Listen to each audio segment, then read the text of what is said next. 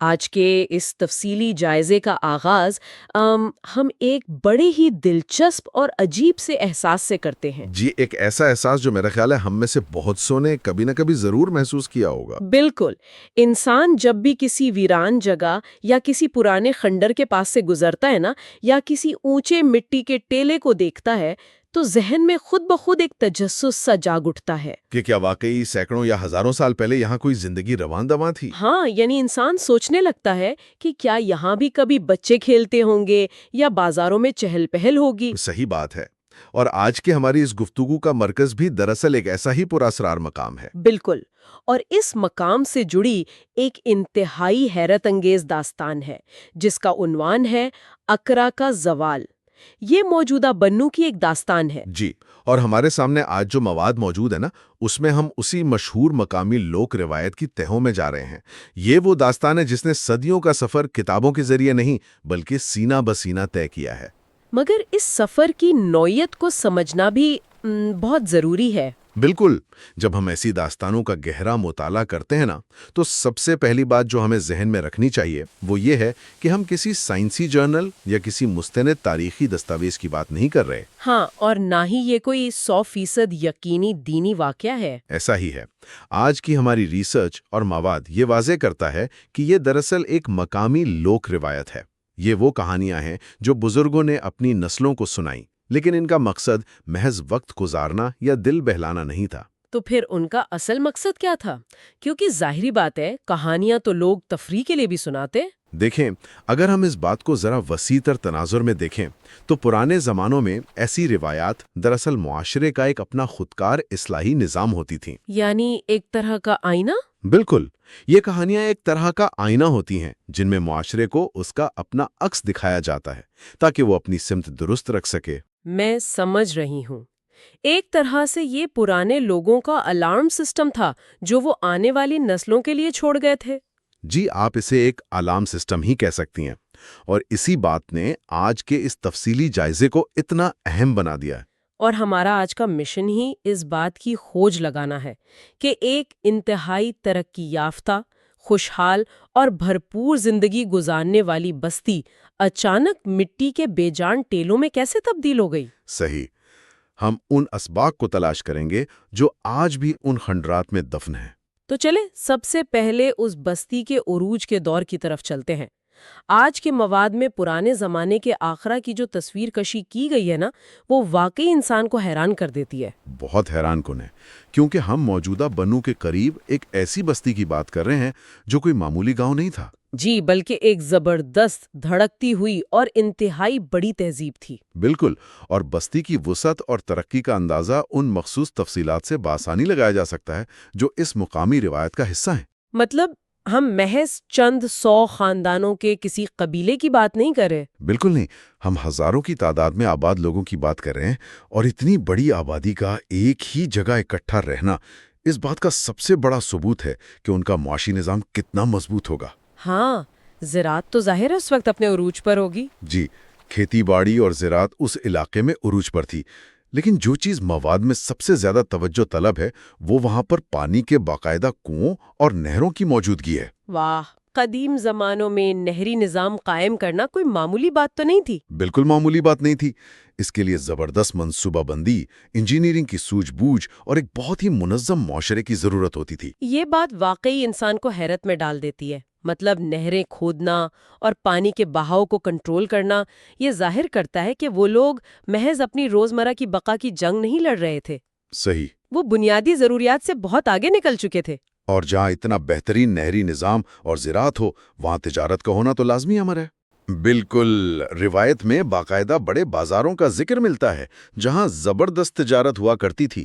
یہ سب سن کر تو ذہن میں ایک ایسی معیشت کا خاکہ ابھرتا ہے جو نہ صرف مستحکم تھی بلکہ اپنے ارد گرد کے علاقوں کے لیے ایک تجارتی مرکز بن چکی تھی۔ ایسا ہی ہے، اور یہی خوشحالی اس بستی کی اصل پہچان بن گئی۔ زراعت، پانی کی بہتات اور تجارت نے مل کر آگرہ کو اس پورے خطے کی سب سے بڑی اور سب سے زیادہ ترقی یافتہ آبادی بنا دیا تھا۔ تو ہم کہہ سکتے ہیں کہ یہ ایک ایسی جگہ تھی جسے آج کی زبان میں ہم ایک میٹروپولیٹن یا ایک بڑا معاشی مرکز کہتے ہیں۔ بالکل، ایک ایسا مرکز جہاں ہر شخص رہائش اختیار کرنے کا خواب دیکھتا ہوگا۔ لوگ بہت مالدار تھے اور ایک انتہائی آرام دہ بلکہ پرتعیش زندگی گزار رہے تھے۔ لیکن تاریخ کا مطالعہ کرنے والے یہ بات بہت اچھی طرح جانتے ہیں کہ بعض اوقات بے پناہ مادی خوشحالی اگر اس کے ساتھ اخلاقی توازن نہ ہو تو وہ بہت خطرناک ثابت ہوتی ہے۔ 100% درست۔ وہ خوشحالی معاشرے کے اندر ہی اندر ایسے بیج بو دیتی ہے جو اس کی جڑیں کھوکھلی کر دیتے ہیں۔ اور ٹھیک یہی وہ مقام ہے جہاں سے اس مثالی بستی کی کہانی ایک نیا اور تاریک رخ اختیار کرتی ہے۔ جی، وہ معاشرہ جس کی مثالیں دی جاتی تھیں اس میں دراریں پڑنا شروع ہو گئیں۔ پھر ایک وقت آیا جب حالات بدلنے لگے، اور سب سے حیران کن بات یہ ہے کہ یہ تبدیلی کوئی بیرونی حملہ یا قدرتی آفت نہیں تھی۔ نہیں، بلکہ یہ ایک مکمل اندرونی بگاڑ تھا۔ مواد میں بہت تفصیل سے اس اخلاقی زوال کا ذکر کیا گیا ہے جس نے اکرا کو آہستہ آہستہ اپنی لپیٹ میں لے لیا۔ جو لوگ کبھی اپنی ترقی اور خوشحالی کے لیے جانے جاتے تھے، انہوں نے گناہوں اور برائیوں کو اپنی زندگی کا حصہ بنانا شروع کر دیا۔ اور دیکھیں، اخلاقی زوال کبھی بھی راتوں رات نہیں آتا۔ یہ ایک بہت سست عمل ہوتا ہے جو چھوٹے چھوٹے رویوں سے شروع ہوتا ہے۔ اس کہانی میں بھی ہم یہی دیکھتے ہیں کہ بستی میں کس طرح ظلم عام ہونا شروع ہوا۔ بالکل، جھوٹ اور دھوکے نے ان بازاروں میں جگہ بنا لی جو کبھی دیانتدارانہ تجارت کے لیے بہت مشہور تھے۔ جب معاشرے میں دولت حد سے زیادہ آ جائے اور جواب دہی کا احساس ختم ہو جائے تو طاقت کا توازن تو بری طرح بگڑ ہی جاتا ہے۔ یہی ہوا، طاقتور لوگوں نے قانون کو اپنے ہاتھ میں لینا شروع کر دیا اور جو کمزور لوگ تھے ان کے حقوق بڑی بے دردی سے مارے جانے لگے۔ اس کے ساتھ ساتھ روایت میں یہ بھی ملتا ہے کہ بے حیائی بھی معاشرے میں تیزی سے پھیلنے لگی تھی۔ جی، یہ تمام چیزیں مل کر ایک ایسے ماحول کی نشاندہی کرتی ہیں جہاں انسان صرف اور صرف اپنی خواہشات کا غلام بن چکا تھا۔ یہ صورتحال کسی بھی معاشرے کے لیے خطرے کی آخری گھنٹی ہوتی ہے۔ مقامی کہانیوں میں اس بات پر خاص زور دیا گیا ہے کہ اس بڑھتے ہوئے بگاڑ کے دوران بزرگوں اور سمجھدار لوگوں نے کیا کردار ادا کیا۔ ہاں، انہوں نے بار بار خبردار کرنے کی کوشش کی۔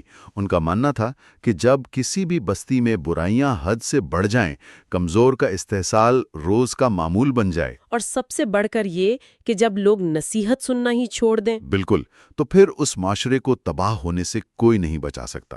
اپنی مادی ترقی کے نشے میں اتنے اندھے ہو چکے تھے کہ انہوں نے ان تمام وارننگز کو مکمل طور پر نظر انداز کر دیا۔ یہ دراصل ایک بہت گہرا نفسیاتی پہلو ہے۔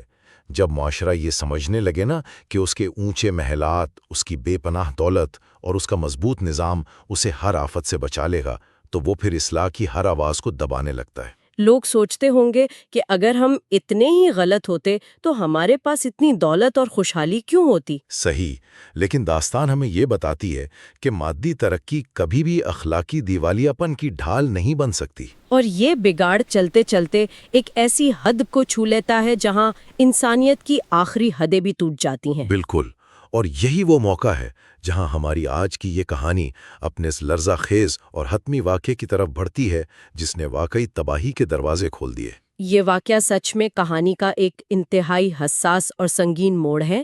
ہم ایک باپ اور اس کی جوان بیٹی کے واقعے کی بات کر رہے ہیں۔ جی، اور یہ سوچنا بھی کس قدر تکلیف دہ ہے کہ جب کسی معاشرے کی اخلاقی بنیادیں مکمل طور پر گر جاتی ہیں تو برائی کس طرح گھروں کے اندر انتہائی مقدس رشتوں تک پہنچ جاتی ہے۔ اس واقعے میں ہوتا یوں ہے کہ ایک باپ شیطان کے بہکاوے میں آ کر اپنی ہی بیٹی کے خلاف ایک بہت بڑے اور ناقابل تصور گناہ کا ارادہ کرتا ہے۔ یہ اسی بات کی علامت ہے کہ وہ معاشرہ کس گہرائی تک غلاظت میں ڈوب چکا تھا کہ وہاں تحفظ دینے والا رشتہ یعنی ایک باپ وہی سب سے بڑا خطرہ بن گیا تھا۔ اس پورے واقعے میں جس چیز پر سب سے زیادہ غور کرنے کی ضرورت ہے نا، وہ اس بیٹی کا کردار ہے۔ بالکل، یہ صرف ایک جرم کی کہانی نہیں ہے بلکہ یہ ایک بھرپور مزاحمت کی داستان بھی ہے۔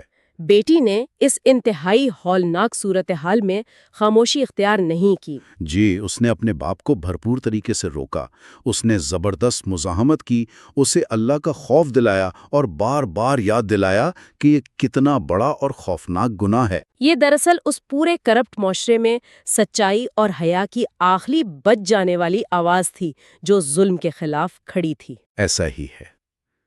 یہ واقعہ خاندانی رشتوں کی حرمت کے مکمل طور پر ٹوٹ جانے کی نشاندہی کرتا ہے۔ جب ایک معاشرے میں بیٹی اپنے ہی گھر میں اپنے ہی باپ سے محفوظ نہ رہے تو پھر اس معاشرے کے وجود کا کوئی اخلاقی جواز باقی نہیں رہتا۔ ایک لمحے کے لیے سننے والوں کے لیے اس بیٹی کی بے بسی اور اذیت کا اندازہ لگانا بھی مشکل ہے۔ بالکل، جب اس کی تمام تر مزاحمت، منت سماجت اور یاد دہانیوں کے باوجود وہ شخص اپنی غلط اور شیطانی خواہش سے باز آنے کے لیے تیار نہ ہوا تو پھر کیا ہوا؟ جب زمین پر انصاف کے تمام دروازے بند ہو جائیں، جب معاشرے کا ہر فرد اتنا کرپٹ ہو جائے کہ کوئی مدد کو نہ آئے، تو پھر انسان آخری سہارا لیتا ہے۔ جی، اس بیٹی نے اس شدید ظلم سے دل برداشتہ ہو کر بے بسی کے عالم میں اللہ سے دعا کی۔ اس نے اپنے بچاؤ اور اس بستی کے لوگوں کی ہدایت کے لیے دعا مانگی۔ یہ ایک مظلوم کی وہ آہ تھی جس کے بارے میں کہا جاتا ہے کہ اس کے اور خدا کے درمیان کوئی پردہ نہیں ہوتا۔ اور اس دعا کے بعد کا جو منظر ان مقامی روایات میں بیان کیا گیا ہے وہ انتہائی ڈرامائی اور خوفناک ہے۔ بالکل، لوگوں کا یہ پختہ عقیدہ ہے کہ اس مظلوم بیٹی کی دعا کے الفاظ جیسے ہی ادا ہوئے اسی وقت اللہ کا غضب اس بستی پر نازل ہو گیا۔ یہ کوئی ایسا زوال نہیں تھا جس میں سالوں لگ گئے ہوں۔ نہیں، بلکہ یہ ایک اچانک، تیز اور قہر آلود تباہی تھی۔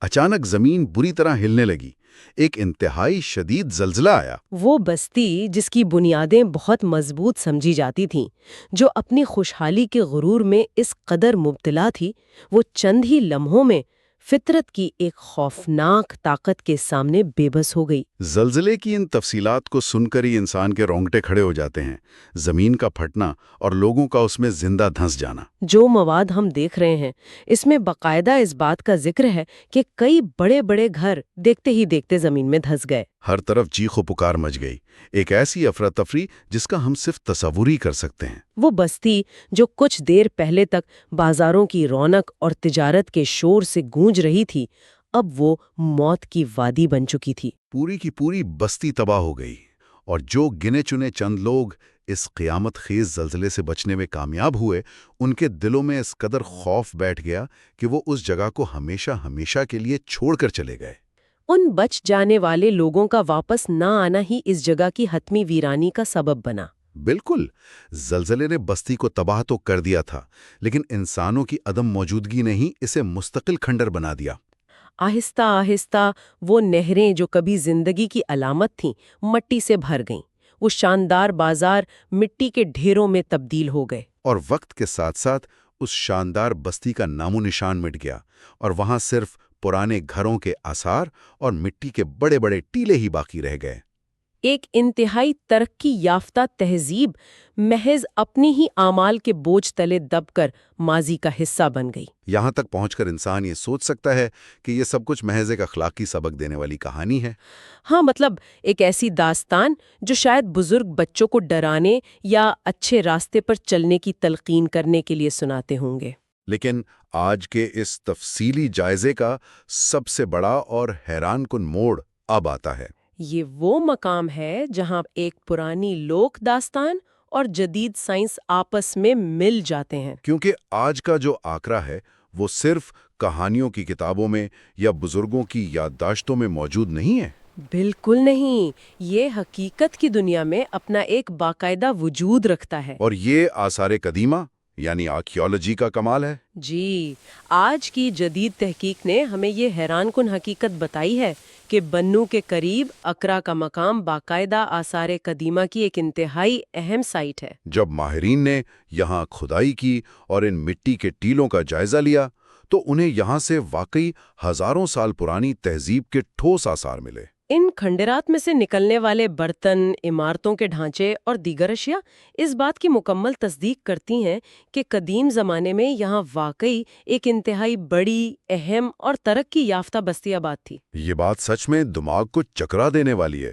مطلب ہزاروں سال پہلے ایک بستی واقعی وہاں موجود تھی؟ جی، وہ تہذیب جس کے شاندار ہونے کا ذکر صرف کہانیوں میں ملتا تھا، زمین کے نیچے سے نکلنے والے آثار نے اس پر مہر تصدیق ثبت کر دی ہے۔ اگرچہ تاریخ اور سائنس شاید ہمیں یہ نہ بتا سکیں کہ وہ مخصوص باپ بیٹی کا واقعہ کس دن پیش آیا یا زلزلے کی وہ مخصوص نوعیت کیا تھی۔ ہاں، وہ تو ممکن نہیں، لیکن اس بات میں کوئی شک باقی نہیں رہتا کہ وہاں ایک عظیم الشان شہر موجود تھا جو آج مٹی کا ڈھیر بن چکا ہے۔ اور شاید یہی وجہ ہے کہ مقامی لوگوں نے نسل در نسل اس بستی کی یاد کو زندہ رکھا۔ ان کا مقصد صرف پرانے کھنڈرات کا تعارف کروانا نہیں تھا۔ بالکل، ان کا مقصد ان کھنڈرات کے پیچھے چھپے ہوئے گہرے اسباق کو اگلی نسلوں تک پہنچانا تھا۔ اور ان اسباق کی اہمیت آج بھی اتنی ہی ہے جتنی اس وقت تھی۔ مواد کا بغور جائزہ لینے سے ہمیں 4 انتہائی واضح اور ٹھوس پیغام ملتے ہیں جو اس کہانی کی بنیاد ہیں۔ جی، پہلا اور سب سے بنیادی سبق یہ ہے کہ بڑے گناہوں سے بچنا چاہیے۔ جب کوئی معاشرہ بڑے گناہوں کو اپنی روزمرہ کی زندگی کا معمول بنا لیتا ہے اور اس پر کوئی شرمندگی محسوس نہیں کرتا، تو وہ دراصل اپنی تباہی کا راستہ ہموار کر رہا ہوتا ہے۔ اور دوسرا سبق یہ ہے کہ ظلم، ناانصافی اور بے حیائی معاشروں کے لیے زہر قاتل ہیں۔ بالکل، کوئی بھی معاشرہ چاہے وہ کتنا ہی امیر کیوں نہ ہو، کتنا ہی جدید کیوں نہ ہو، اگر اس میں طاقتور کمزور کو دبا رہا ہے اور اخلاقیات دم توڑ چکی ہیں تو وہ اندر سے کھوکھلا ہو جاتا ہے۔ اخیرا کی مضبوط معیشت بھی اسے اس اندرونی کھوکھلے پن سے نہیں بچا سکی تھی۔ ایسا ہی ہے۔ اور تیسرا سبق جو اس داستان سے بھرپور انداز میں ابھر کر سامنے آتا ہے وہ ہے اللہ کا خوف، یا آسان لفظوں میں جواب دہی کا احساس۔ زندگی گزارنے کا ایک ایسا طریقہ جس میں انسان کو یہ یاد رہے کہ وہ جو بھی کر رہا ہے، چاہے بند کمرے میں یا بھرے بازار میں، اس کا حساب لیا جائے گا۔ جب یہ احساس ختم ہوتا ہے تو انسان ہر طرح کی حدود پار کر جاتا۔ اور چوتھا سبق جس پر اس کہانی کا کلائمیکس کھڑا ہے وہ یہ ہے کہ خاندان کے رشتوں کی حرمت دنیا کی سب سے بڑی اور اہم چیز ہے۔ خاندان کسی بھی معاشرے کی سب سے بنیادی اکائی ہے۔ یہ وہ پہلی اینٹ ہے جس پر معاشرے کی پوری عمارت کھڑی ہوتی ہے۔ اور جب خاندانی رشتوں کا تقدس ہی پامال ہو جائے، محافظ ہی ظالم بن جائے، تو اس عمارت کا گرنا یقینی ہو جاتا ہے۔ اور یہی وہ مقام ہے جہاں ہمیں زبانی روایات اور تاریخی حقائق کے درمیان ایک خوبصورت توازن نظر آتا ہے۔ اس بات کی مکمل تاریخی تصدیق بھلے ہی نہ کی جا سکے کہ ہزاروں سال پہلے کس مخصوص لمحے میں وہ دعا مانگی گئی، ہاں، یا زمین کس طرح پھٹی، لیکن اکڑا کے وہ کھنڈرات، وہ مٹی کے ٹیلے ایک ناقابل تردید حقیقت ہیں۔ یہ ٹیلے خاموشی سے چیخ چیخ کر یہ سبق دے رہے ہیں کہ عروج کے بعد زوال آ سکتا ہے۔ یہ داستان اس لیے زندہ نہیں رہی کہ لوگ کہانیاں سننا پسند کرتے ہیں، بلکہ اس لیے زندہ رکھی گئی ہے کیونکہ اس میں موجود نصیحت ہر دور کے انسان کے لیے ایک وارننگ ہے۔ بالکل وارننگ ہے۔ تو اگر ہم اپنی آج کی اس گفتگو کا ایک مختصر سا جائزہ لیں تو کہانی کی شروعات ہوتی ہے ایک خواب جیسی بستی سے، ایک ایسی جگہ جہاں پانی کی نہریں بہہ رہی تھیں، جس کے بازار تجارت کی رونقوں سے سجے تھے اور جہاں لوگ ایک پرتعیش خوشحال زندگی گزار رہے تھے۔ لیکن پھر وہ بستی اپنے ہی اخلاقی زوال کے بوجھ تلے دبنے لگی۔ جھوٹ، دھوکہ، کمزوروں پر ظلم اور بے حیائی نے آہستہ آہستہ اس کی بنیادوں کو کھوکھلا کر دیا، جس کی انتہا ایک ایسے ہولناک واقعے پر ہوئی جہاں خاندانی رشتوں کا تقدس بھی ٹوٹ گیا۔ اور پھر وہ غضب نازل ہوا جس نے ایک ہی جھٹکے میں اس شاندار تہذیب کو مٹی کے ان ڈھیروں میں بدل دیا جسے آج ماہرین آثار قدیمہ کھود کر نکال رہے ہیں۔ اس سب کا لب لباب یہی ہے کہ مٹی کے یہ کھنڈرات اور ان سے ملنے والے اسباق آج بھی ایک زندہ حقیقت ہیں۔ یہ ہمیں بتاتے ہیں کہ مادی ترقی کا گراف جتنا بھی اوپر چلا جائے، اخلاقیات کے بغیر وہ گراف کسی بھی وقت زمین بوس ہو سکتا ہے۔ اور یہی گہری بات ہمیں آج کے سب سے اہم اور فکر انگیز سوال کی طرف لے جاتی ہے۔ جی، وہ آج کے حال کے آئینے میں رکھ کر دیکھنا ضروری ہو جاتا ہے۔ جب ہم آج آگرہ کے ان مٹی کے ٹیلوں اور کھنڈرات کو دیکھتے ہیں جو ہزاروں سال پرانی تہذیب کا ثبوت ہے، تو انسان یہ سوچنے پر مجبور ہو جاتا ہے کہ آج کے جدید دور میں بھی جن معاشروں میں جھوٹ، دھوکہ اور کمزوروں کا حق مارنے جیسی برائیاں عام ہو چکی ہیں، کیا وہ بھی اندر سے کھوکھلے ہو چکے ہیں؟ یہ ایک بہت اہم سوال ہے۔ کیا سینکڑوں سال بعد آنے والی نسلیں ہماری موجودہ ترقی کو بھی کسی ایسی ہی نصیحت آموز کہانی اور مٹی کے ٹیلوں کے طور پر تو یاد نہیں رکھیں گی؟ آج کے اس تفصیلی جائزے میں شامل ہونے اور اس گہرے مطالعے میں ساتھ رہنے کا بہت شکریہ۔